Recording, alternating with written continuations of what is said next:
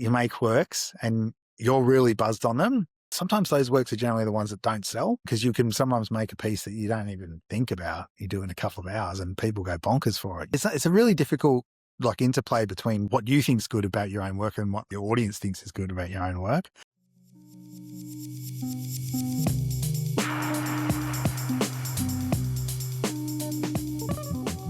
Welcome to Bench Talk, the podcast where I dive deep into conversations with inspiring artists to unveil the secrets behind their creativity, along with discussions and behind-the-scenes insights into the realities of building a professional art career. Welcome to another episode of Bench Talk. I'm your host, Tom Gerard. Today I'm sitting down with Melbourne-based artist Jacob Morley. How you going, Jacob? Good, Tom. How are you? Yeah, great, thanks. So you've recently moved down to the Mornington Peninsula. Like, how's the sea change going for you? It's really good.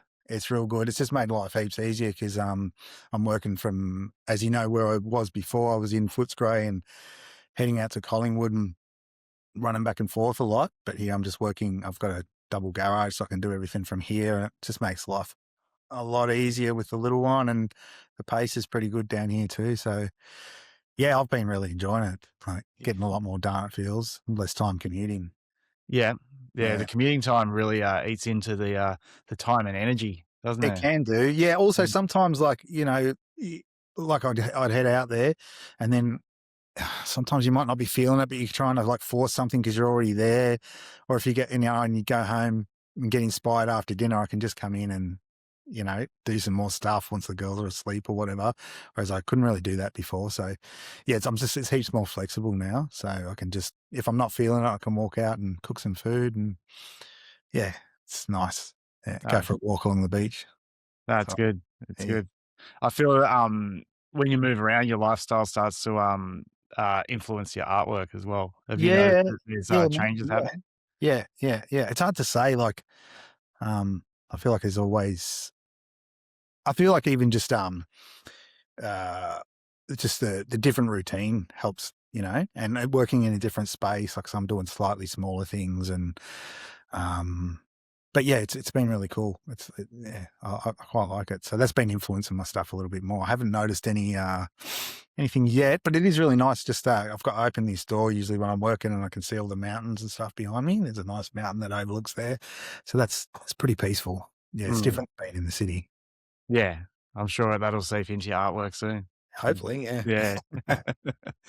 Yeah, I find that like a move like that, it really sort of ushers in a new era of your life as well. You definitely, you know? yeah, I reckon you're right. Like, there's always like these sort of points, where something happens, and then like that kind of mark, that's like a marking, you know, like is a chapter, like, boom, that's that, and there's before and after, and then there's always these sort of little, you know, peaks and troughs. But yeah, there's definitely cutoff points. Yeah, it's interesting because when we met a few years ago, but prior to that, we realized that we knew like hundreds of the same people, but have managed to sort of skip each other. Yeah, all these years. Yeah, it's weird, right? It is. We've actually probably hung around the same neighbourhoods and stuff for our whole lives, mostly. You know, like a lot of Paran and Richmond and all that sort of area.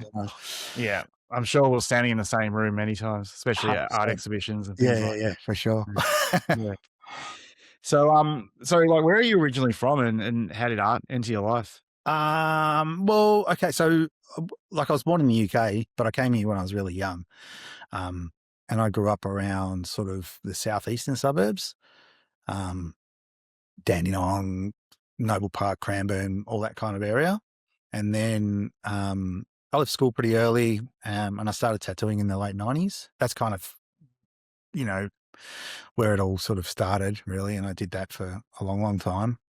Tattooed for over 20 years, and then just started. Oh, you know, obviously you do paintings and stuff, and I was always making artwork while I was tattooing as well.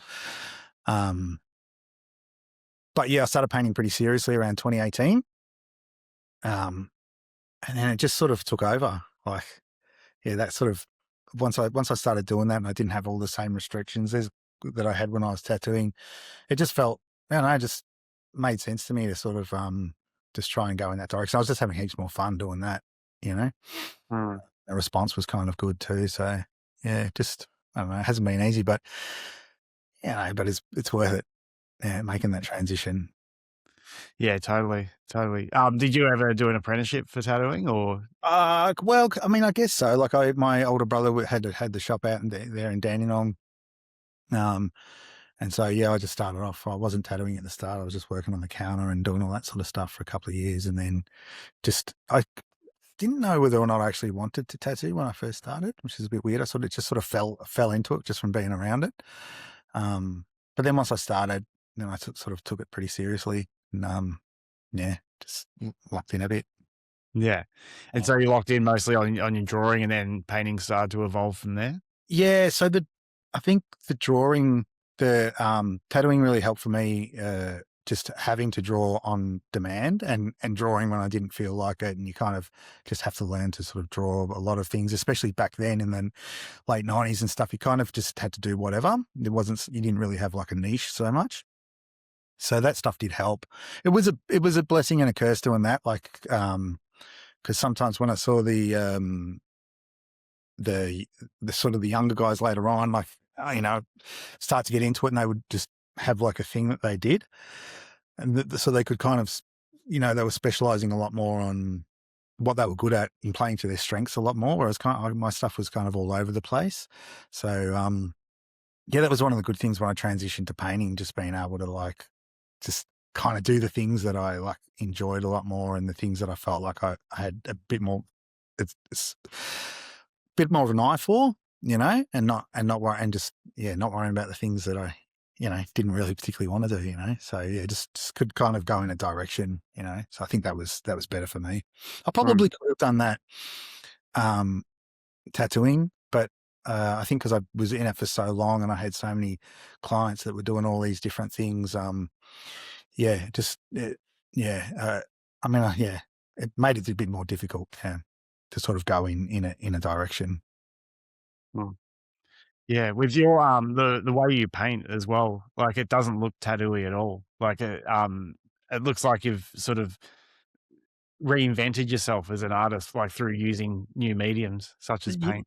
Yeah. Yeah, it took me a little while to get my head around, because like I do feel that there is sometimes when tattooers go into painting a little bit, um, yeah, they have a certain approach that like it's that same application of applying a tattoo, which I don't feel really. I mean, it can work, but um, yeah, I sort of had to sort of untrain myself with a little bit of that and just look more towards. I mean, but it's also the thing. I think the things that are in tattooing that I like that are still in my paintings, it sort of comes from that folk art style stuff, that sort of simple.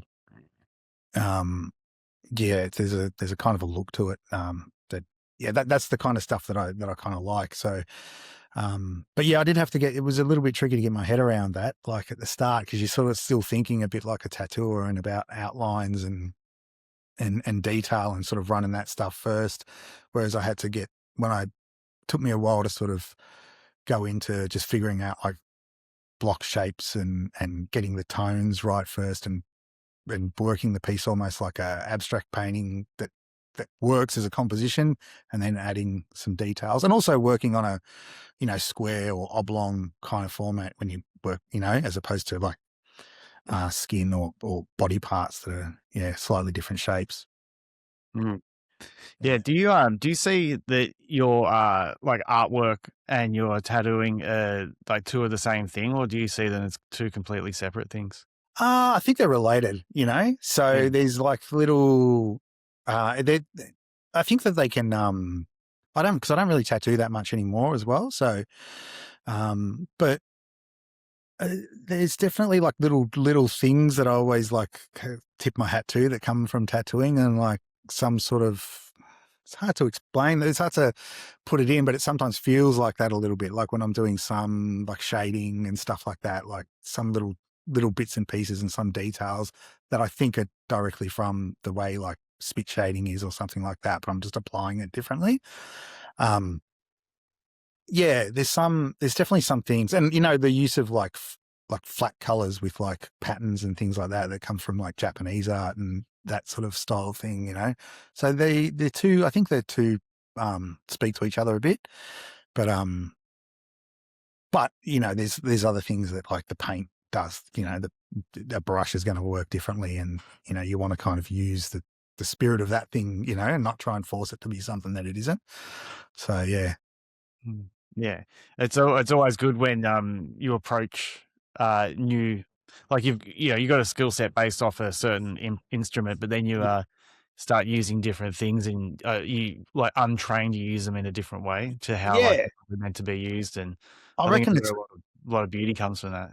I think so too, and just like using different, like a different medium will really. I think for me, like sometimes that's a real good way to get out of a creative block. Like trying some different things, or even collage or something like that. And it can, because you can get stuck in a loop sometimes, or in a bit of a funk if you're just doing the same thing all the time, and just doing something different. You'll be like, oh, it's like it unlocks a different part of your brain. I find that helps heaps. Yeah, Mm. totally. So, like your name's spelt with a Y, Mm. Yakob, Yeah. and your name's Jacob. Like, where did the spelling come from? So well, that's my name's not actually spelt with a Y, but I spell it. It's my name's Jacob. When I first started making my paintings, because I had like my tattoo account, which is Jacob Morley, and then I set up a separate painting account, and it was just like I don't know. I didn't really think it. I was still tattooing, and I didn't really think anyone would respond to it. And Jolie and he used to always call me Yak and stuff like that. So I just put it as Jacob Morley, just as a second account. But it started to take off, and I just kept it. I thought, oh, yeah. So that's probably where the confusion comes from. But yeah. Yeah, it definitely has standout, has cut through. I thought you were like a Yugoslavian bloke or something. I I get knew you that. from Yeah. online. Yeah. No, I'm just boring old me. Yeah. Nah, not boring at all. Um, so when you had your studio in Collingwood, like you had Mm. a really good setup there. And like what's your current setup like? It's similar. So, like how you came into my place. I like to sort of build all the benches and stuff like that. And so I mean, it's not very professional, but I do like to, just make shelves for everything. And I've got a very similar setup here. It's probably a little bit easier here because it's all in one room. I've just had to put the woodworking stuff to the sort of backside of the garage, and then my painting stuff, up on the other diagonal, so that I'm not getting like dust and stuff everywhere. I don't use any real. I've got a bandsaw, but I don't use any super like spraying kind of power tools. Most of the stuff's done with hand tools and that. But yeah, I'm slowly building it, slowly getting it together. It's always a work in progress, and as I use it, I'm like, oh, I could do with another little shelf there, so I'll build something there. But yeah, it's getting there. It's definitely, I would say, like 50% there now. But I've also tried to. I've learned a lot from the last move, because it was such a monster of a move. I try to build everything now, so that if I need to move out of here, because we're just renting here again, it's none of it's attached, so I can just like pull it apart, almost modular, so you can just like take it apart and in pieces, and there's not like, it's nothing too big and hairy to kind of move around. Hmm. Yeah, but it's good. Yeah, it's very comfortable so far. Yeah. I Yeah. love customizing a space to your needs. Yeah. Yeah. Yeah. But that takes a while though, because you sort of, you get a bit of an idea, oh, this will work. And then you sit in it and you're like, because you feel friction, like you'll be like, I'm trying to work here, but I'm jumping over something. I like to have everything so that you can just grab it with one hand. I don't like to move things out of the way, so when you're working, and I like to have, all the paints organized, as do you. I've noticed when I was at your place, it's a pretty tidy studio as well. Because you can waste so much time like looking for paints or looking for a brush or tripping over yourself. And if you add all those minutes up, like it chews into your week for sure. Yeah, totally. Keeping organized and cleaning up. Generally after, if I do like a job, maybe it's one or two pieces or whatever, I like to do then a big tidy up of the studio and vacuum and get it all organized again. And then I feel I'm ready to kind of work again. Yeah. No. Yeah. Yeah. It's great. I love that idea of like having everything sort of modular and being able to Yeah. move it. Cause like when you move studios, you're going to have all the same stuff. Like Yeah. when I did the last move, I even cut down walls and everything that I built, cause I knew I was going to have to build new walls in this place. Yeah, right. It's like, oh, I've already done them. I'm going to have to buy new wood, assemble it. So I just chop Yeah. down the walls, put Yeah. them in the back of a truck, and reassemble them off here. And just like put the walls back up in the old place. Yeah, Yeah. yeah, Yeah. yeah. The truck driver wasn't happy with me at all, I'll bet. like having to lug around walls and stuff. But hey, that was the job. I think the dream would be one day, like what I would really love is, to have my own place that I can just then set it up permanently and really make, something really, really cool. That would be awesome. Like a nice big studio space where I don't ever have to worry about leaving. That would, Yeah, that's, touch wood, will happen yeah. one day. I feel every move you find something new that you add to the list of like the Yeah. dream studio. Yeah, Yeah. yeah, Yeah, it doesn't need to be too much, but just a real comfortable, you want to walk into your studio and feel like working, Mm. feel a bit inspired, but it also has to be really functional and, clean. I feel like clean, like that took me years. Like I used to be such a messy person, like, and you'd all like, they kind of put you off work and, you're like, oh, I've got to, move everything out of the way and stuff like that. So I really think having the space set up, ready to go, makes you work easier. Like when the room's all clean, I'm like, oh, I feel like the ideas come better, Mm. Yeah. Yeah. I know I tidied up yesterday and then came in this morning. Yeah. And with everything all put away, I came Yeah. in and I was just like, oh, let's go. Like, Yeah, you're just ready to go. You have a raring to get coffee. into it. Yeah. It's weird how that happens, and Yeah. then and it can be the opposite too. When I walk in and it's just a bit messy and stuff, I'm like, Yeah. there's drill bits and whatever around. I could sort this out. Yeah. So with like as you mentioned, like you got a woodwork set up in your studio. Yeah. How did like woodwork enter your artwork?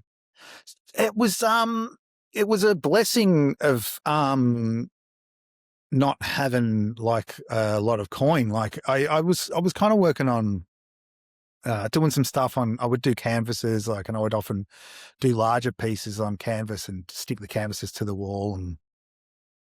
And then when I did my first, like that first exhibition that I had that you came to, I had an issue of like, how am I going to present all the stuff, and I thought, oh, if I do them on canvases, then I'm going to have to get those like mounted and framed and stuff. It's going to chew into a lot because it costs a lot to get decent frames because you don't want to have shitty looking stuff, even just mounting it and everything, So, and I thought, oh, what if I just did it all on wood? And I thought I would just do it on wood just for that show. But then the more I started working with the wood, and then I realized, oh, I actually enjoy it, and I quite like the look of paint on wood, especially if the wood's a bit got a bit of character to it and stuff too. Cheaper wood and it's chipped and stuff. And then also once I started working with wood, I was like, oh, like if you do sometimes a painting and you like one bit of it or something, you don't like the rest of it. Sometimes you can paint over it, but then I started like cutting that bit out and then making these like, assemblages, and you can kind of like make your own little handmade frames, and they don't have to look too. In fact, the less perfect they are for my stuff, the better, So I just found it's really adaptable, and you can pivot really easy from doing like the sculptural type stuff to the works on wood on board. I don't know. The more I do it, the more I like it. And it's lately like I sort of cut out using canvases altogether now for a while. It's just, I don't know. I feel like I'm just doing this thing, and it's simplified everything just by doing the one thing. I've stopped using oil paints as well for that reason. It's just like, it's easier with acrylics because if I've got to cut it, I don't have to wait for it to dry. So I can just like, I don't know. It's just, in the more I'm doing it, the more I'm like, I don't know, it's like, I don't know, it's just doing one thing, and it makes it easier. Like, and I kind of like it. I feel like it suits the style of the work, and I feel like it's pretty flexible. Yeah. That's great. I like how it's you're on the creative journey and you're just canceling things out because they're not working for what you're doing. Yeah. And you just follow the trail, and I think so. I think sometimes having too many options is like sometimes a bit of you can give you a bit of paralysis, right? Like if you take things off the table, and then it like narrows the focus of like, all right, I'm just going to use this, And then then you've got like walls that you can push up against, like it's like, how much can I get away with just using these tools, like, and these things. And I think that helps creativity rather than thinking, oh, I could do this or I could do that. And then you've got like choice paralysis. Mm. Yeah. Yeah, like I really love the frames that you make for your paintings as well. Thanks. Because I had a previous studio that was above a furniture maker, and he was making my frames for me, but Yeah. it was very perfect, if you know Yeah. what I mean. Yeah. And then to see how you do yours, it breaks all the rules that he did, but Yeah. it suits your artwork so much more. And Yeah. it's like, oh, like it's perfect for what you do. Like even Thanks. working like your art on wood like really works as well. Like having it Thanks. on a like stretched on linen on a perfectly framed thing and all that. It would be losing something, Yeah, I don't think it would, because the cool thing about wood too is, and I've just bought like a burner and stuff, so I can start like burning bits of it and that. Yeah, you can like chip it, you can, and it kind of it does all that stuff. You can sand it and stuff a little bit easier, but it's also, yeah, the cheaper bits of wood, and you can really do some things to them. I think you're right. Like I've had some friends offer to give me some nice bits of wood to make things out of. I'm like, I mean, it's a nice offer, but like I really think the cheaper stuff's better for me. Like it's sort of it's not as pretty, and it's not as precious, and it's really weird, yeah, because like I feel like sometimes like when I finish a piece, I just like to buff it and scratch it up a little bit and rub dirt into, not dirt, but rub some ash into it or something like that and make it look a bit worn. And it looks better than if it's all like neatly cornered and stuff like that. Like it's weird when you paint on wood with acrylics or whatever, if it's all kind of clean and nice, it looks a bit cheap, I reckon. Something, I don't know what, yeah. Yeah. I guess your art does have like an older look. It's like got a folk art look of something that could have been made decades ago. It's right, yeah. I like the old street signs and stuff like that that you Mm. get see, like that kind of thing. If it looks a little bit buckled, I don't know, looks nicer. I've been getting into with the wood pieces, like putting on a lot of coats of different coloured paints first, and then like scratching back, and you get like, looks like, when you've had a piece of furniture that's been like painted over a bit, and then it's got like nicks and stuff out of it. You can see all the different colours in there. Like that's been pretty fun. Mm. That's great. It's great. Mm. So with the assemblages that you make, like you make little like not just art to hang on walls, but a lot of art that like fits on like a shelf and all that as well. Yeah, yeah, Like that's a really interesting angle, because I find that there's a lot of people who collect art and they run out of wall space, yeah. and it's good to be able to produce something for the shelf. Yeah, and it makes it interesting. Like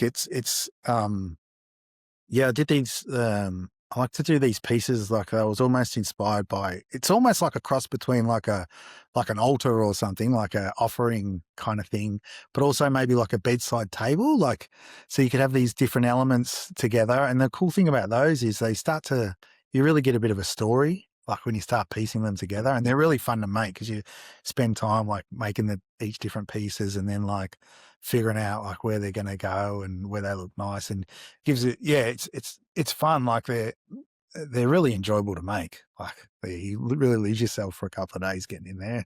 Oh, now I know. I think I might end up as one of those old men that has like a train set, making little models. I can see the appeal of it now. Yeah, Yeah. Yeah. We'll see where you end up, eh? yeah. Who knows? Hey artists, listen up. If you're committed to your art career, you're done with waiting for opportunities to kind of magically find you, and you're ready to start to actually build a sustainable career from a strategic lens, then we've got something for you.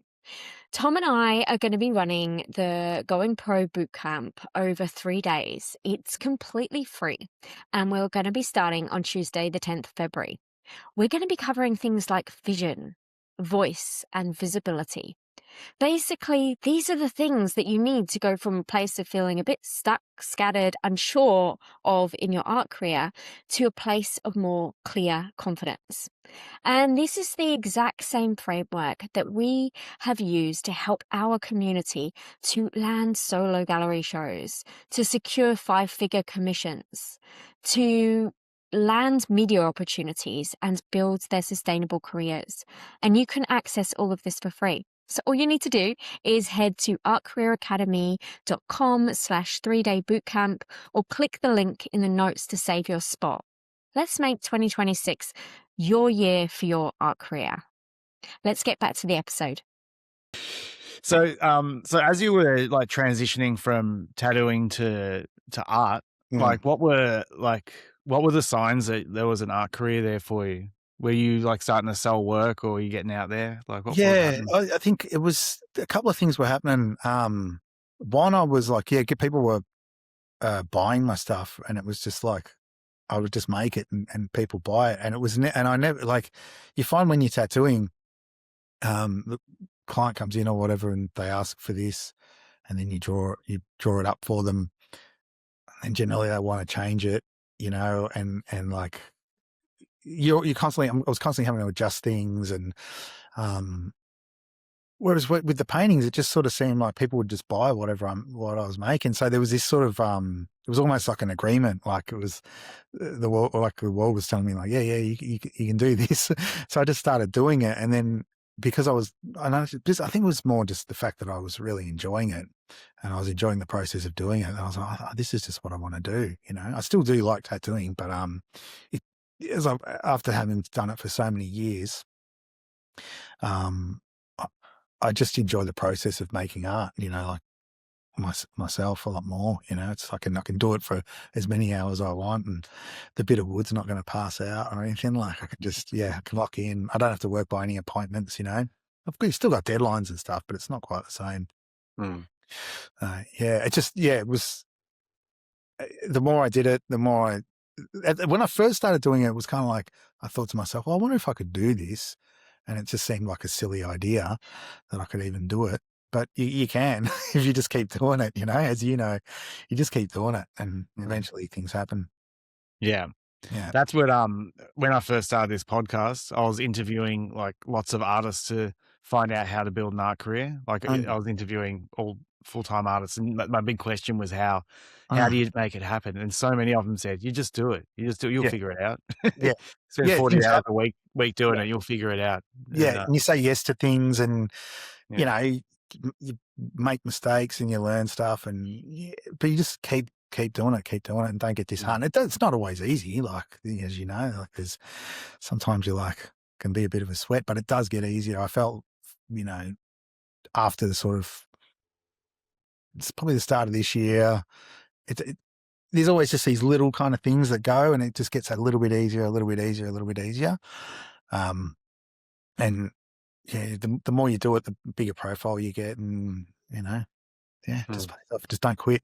That's the trick. Exactly. Yeah. So how have you gone about like building your profile? You seem to sell a fair bit of art and have a lot of people collecting your work. I think it's just maybe about being a bit prolific, keep making stuff and churning stuff out and trying new things.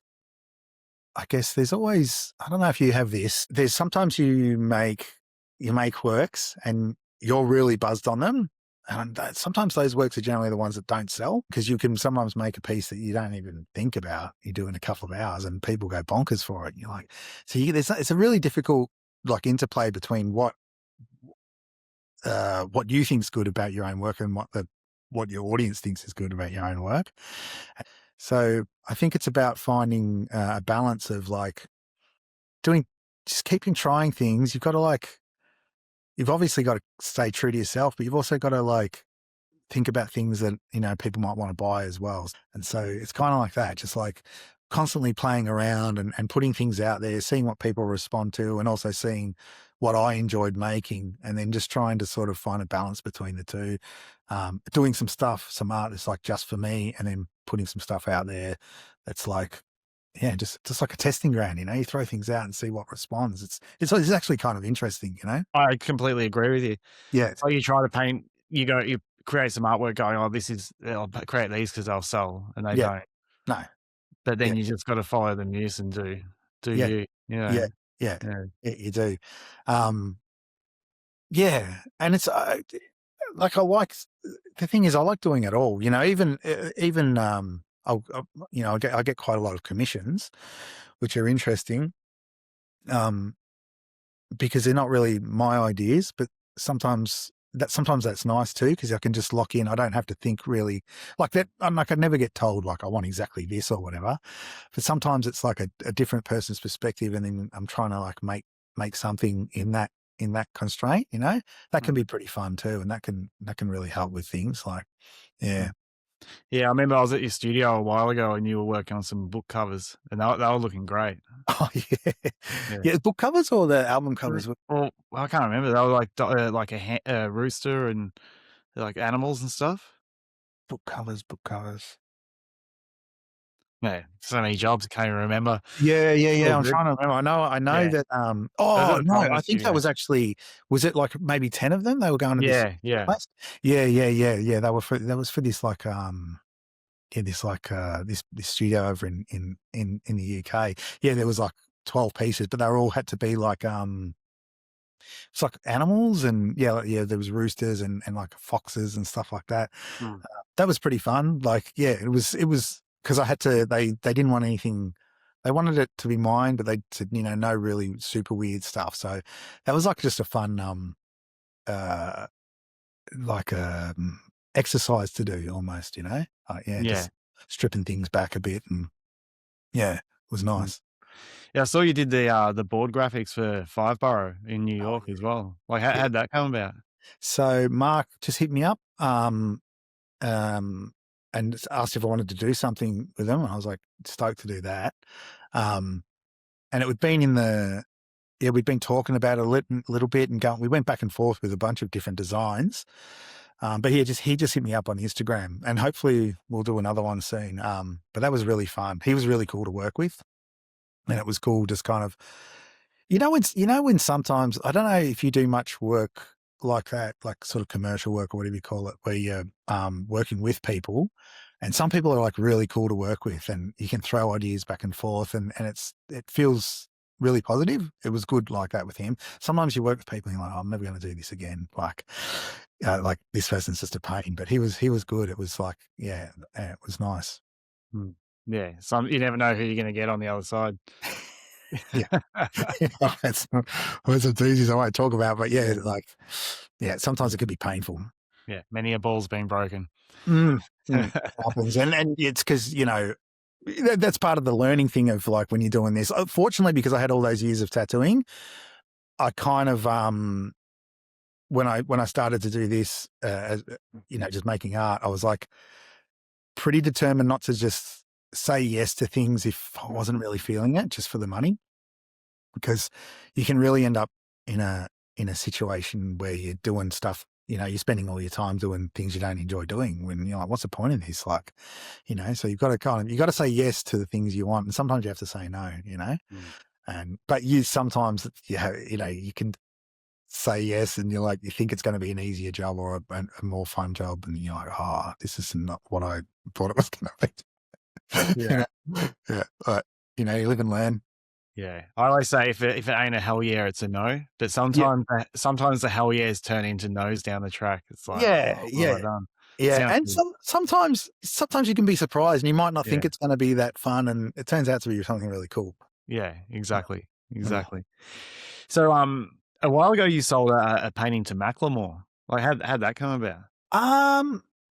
It was, to be honest, he was actually cool because he didn't hit me up. Like I think he liked my stuff on Instagram, and he just bought it off my website, and it was pretty cool. Yeah, just because he didn't like hit me up asking for it for free, or like some people would like, hey, I'm who I am. I just was like, sold this piece. I didn't even realize it was him. Because you get like a notification that you've sold something through your website or whatever, it pops up, and it doesn't tell you who it is or whatever. And it wasn't until I was making the order and I was like, oh, and I looked at the name and I was like, oh shit, that's pretty cool.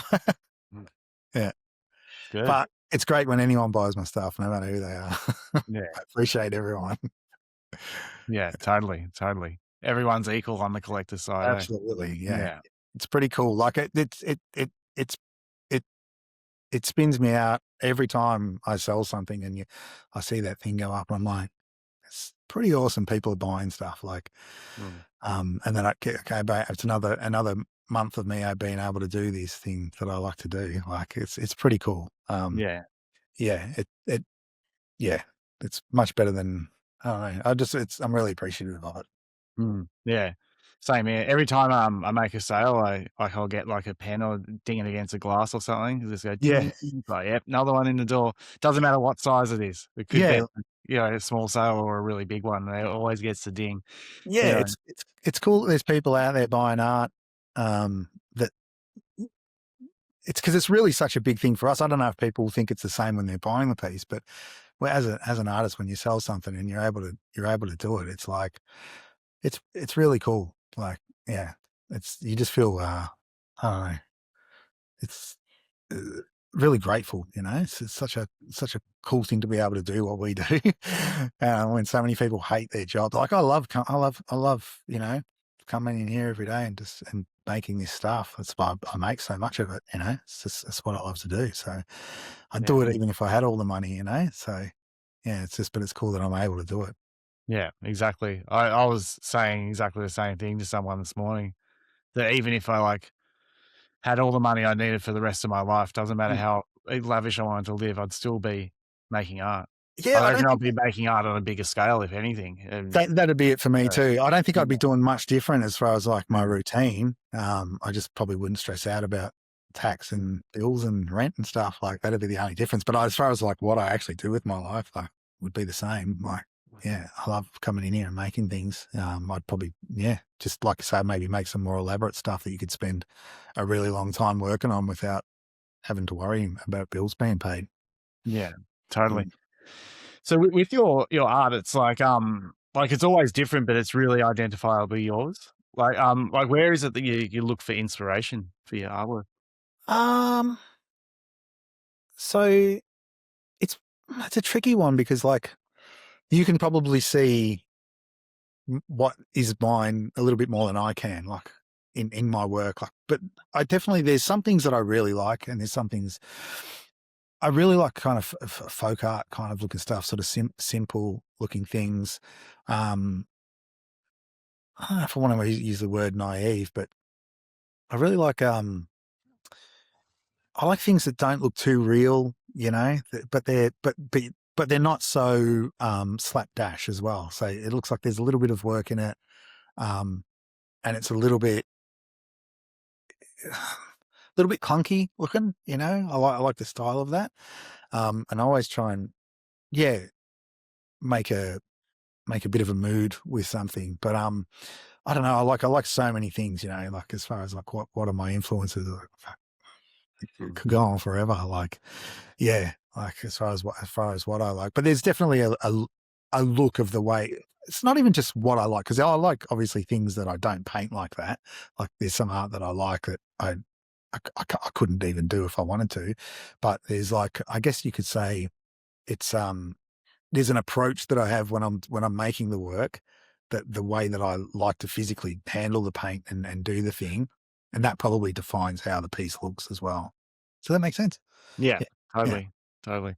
Yeah, because I see lots of different, I guess, multicultural, uh, I guess influences in your yeah, work.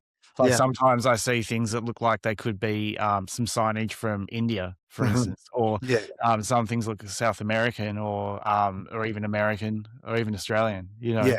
So it's I yeah, think that's from the like, and a lot of those things, it's because it's coming from that same um like folk art looking style stuff, where it's like they're like a lot of the street signs, or even like some of the religious, the small like icon paintings and stuff, or the retablos and that. They're not necessarily like artists that have gone to art school, but they're like almost like trained craftsmen or untrained, like people that make art. So there's like, I really like the way that stuff looks. So I sort of tend to gravitate towards those things. So that might be where that comes from a little bit too. You know, just the way that they approach stuff.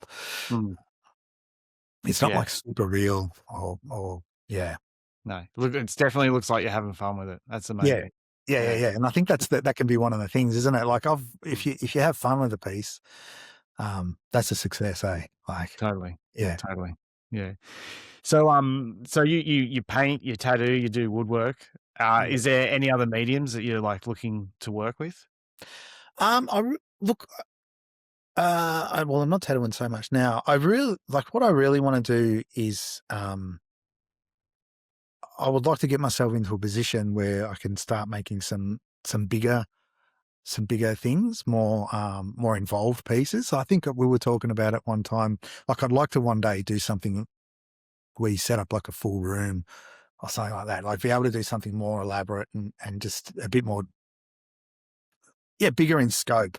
But I would still, I feel like I'll still be using the wood and the bits and pieces for a while, because I'm just enjoying that at the moment. I don't know if I'll start doing big canvas pieces or anything like that again soon, but you never know. But yeah, it'd be cool to make some just more involved wood semi-sculptural kind of assemblage pieces, and just try and push that a bit further. But they can be limiting, you know. You're like, I'd need to, once I'm a bit more financially set up and I can spend some longer hours working on that stuff. That's the dream. Yeah. Like, I've made some pretty big installations for exhibitions, Mm-hmm. and I've always made them so they pack down again. Like, That's the trick. yeah, and you end up just like with a few sheets of wood that you can slide in between some cupboards or whatever, and then you pull it out and you set up this big Yeah. thing in a room. Same as making the benches and stuff. Like, make it all modular so it can, and then that's probably good for shipping and stuff like that too. If you had to, can get expensive. Yes, that's why there is a bit of a limit to size with the wood when you're shipping it. Yeah, Can weigh a ton, like, after a while. So but it'd be cool if one day you could just have to do things and not worry about those like expenses and stuff like that, and just make things. That's that'd be cool. totally. Do some installations. So you're a dad as well. Like, do you keep regular work hours? We've got my wife works from home and she studies and stuff here, so we've got like a bit of a routine as far as like when I'll, because my daughter's still at home. She just turned 3 a couple of days ago, so we just swap in and out of who's like looking after her when she's studying or working. I'll come down. Obviously, I'm doing a lot more of the work, and but yeah, so it's kind of a bit of a routine, but generally. But it's not crazy. Like, I don't knock off at 6. Like, sometimes if I'm working on something and we'll stop and have dinner and they'll go to bed and I'll be like, well, I'll get back into it, now that the house is all quiet again, So, but it's working from having the studio attached to your house. It's like, it makes things really easy. Yeah. Yeah. What about you? Do you have like a set routine? Like a no, I do lots of drawing outside the studio, but I don't. I keep everything. All the paintings I'm working on, I just keep them in the studio. I don't really want them. I've never wanted a home studio. I've always felt that I'd just be in there all the time. But I work real hard during the day, and I get home and I'm knackered, and I want to kick back and relax. Yeah, fair enough. Yeah, there's definitely pros and cons to both. When I had the place in Collingwood, I definitely had a bit more set hours, and that can be good. It can be good to be able to shut off too. Like, because it's sometimes I have quite a few like late nights like in here working, and then like shit, the doors up like super early, and I'm like dragging out of bed, like, but. It's all good. Well, I can have a daytime nap here if I really want to. So. Yeah, same here. Yeah. Yeah. So do you have any future plans or projects you're working on? No, I'm just I'm working on a few commissions at the moment, which are pretty fun. But no, and I've got just a couple of small group shows, but I've kind of said no to any. I've got like 2 more things that I'm putting some stuff in, and then I might just give them a break for a bit. and I just want to. I feel like I'm at this point where I've got like a few ideas of some stuff that I want to play with. So I just kind of want to lock in for a little bit and work on some new things. Um, just get some new ideas and some new feelings with the works. And then then I'll think about maybe doing something again. But at the moment, I want to lock in, and I feel like I'm in a period where I'm trying to improve and take it up a notch. That's good. It's good Yeah. to What have, about you? it's good those times, like, when you just lock it in. I'm a Mm. bit the same. I'm the same as you. I've got heaps of projects on, but they're all in, like, the picking the paint colors and doing a drawing on an iPad sort of Yeah. stage, Yeah. and, lots of emails and things like that. So I've been, but I'm still working on about 8 paintings at the moment, but they're Yeah. all just for me, and it's me just exploring what's next and, doing paintings that I've had on my list for a while and things Yeah. like that, Yeah. you know? Yeah. I'm doing that. Yeah. Because I'm sort of trying to paintings every day, and I'm always putting out sort of these sort of smaller style paintings that I just put up on the website that kind of sell, and that's kind of where my main kind of income is coming from. And then I've got sketchbooks and stuff that I'm like playing around. I sometimes do like watercolors and this and that, where I'm trying out different things that that aren't quite fully formed in my head yet, and looking through for different references and stuff like that. And yeah, yeah, Mm. yeah. Yeah, that's good. I've been working on a new solo show that Oh yeah, I don't have even planned or anything. It's just something it's an exhibition I wanna do at some Y- stage of my life. So right. I just So started working on you just it. got like a notepad and just like figuring it Yeah, out. I'm just finishing the first painting at the moment Oh, for it. so you've actually started painting for it? Yeah, like Yeah. I just paint on canvas unstretched and then just Yep. roll them all up around a tube and then, Yep. yeah, you end up with a big roll of them, but it'll be a solo show just sitting there waiting to be Just waiting. exhibited, you know? Oh, that's cool. Yeah, yeah. I I think do it, it quite often. I'll always if I've got an idea for a show, I'll just start working on it because sooner or later, a gallery will say, "Oh, it's time for a solo show," and if I got half of it done, well, that's good. yeah, Yeah. yeah, Yeah. Yeah. That's good. Do you ever yeah.